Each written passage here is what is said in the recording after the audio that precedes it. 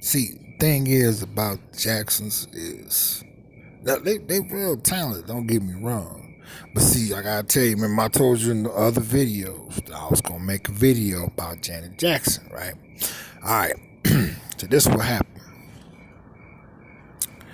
when Joe Jackson, may he rest in peace, when he had got Jimmy Jam and Terry Lewis, okay, to take on Janet Jackson's music career, crank out them hits. Okay. See, what happened was Jimmy Jam and Terry Lewis, they were still getting the SOS band, you know, they props, you know. They came out with Take Your Time, Do It Right. You know, they came out with Tell Me If You Still Care, Just Be Good to Me, you know. And you're the finest I ever know, right? All right, so what happened? Jimmy Jam, Terry Lewis, you know, they put me over the project to write Janet Jackson's Control album. Now, this is how the song Control, this is the backstory now.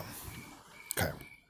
Remember I had told y'all that Michael Jackson, when I was helping him write, you know, Quincy Jones, Off the Wall, remember I was telling you about I was writing songs for him then, right? And he would, you know, to cool me down, because I was getting mad and shit, he would bring, you know, Janet Jackson over. And at that time, you know, me and Janet Jackson, we was just, you know, doing a little kiss, a little dry humping, you know. But see, but by the time Janet Jackson had came back, you know, to the studio for me to write the song Control for, you know, Janet Jackson was like, plow, you know, tits, ass, everything. Right. So I was like, Janet, you know, hey, we don't gotta do all that dry humping, you know. Let's just get down to some straight motherfucking bucking. She was down for it, you know what I'm saying? We, you know, she liked the way I kissed her and everything, because she said that during that time, when she had wanted, remember on Good Times, you know, when her mother was taking that iron and bruising her with it, burning her with it, she wanted me to plug it up. So I plugged it up. I went on and pressed the clothes. I wasn't going to burn her with it. She wanted me to, and I was like, nah, Janet, this ain't good times, you know. I'm trying to give you a good time. I ain't, you know, if I burn you and shit, then that's a bad motherfucking time. So what ended up happening, right? So at this time, you know, we both are young adults, you know. And what it was, you know, how the song Control was really written, I say I was helping Janet control her time to come, you know, controlling her to have an orgasm with it.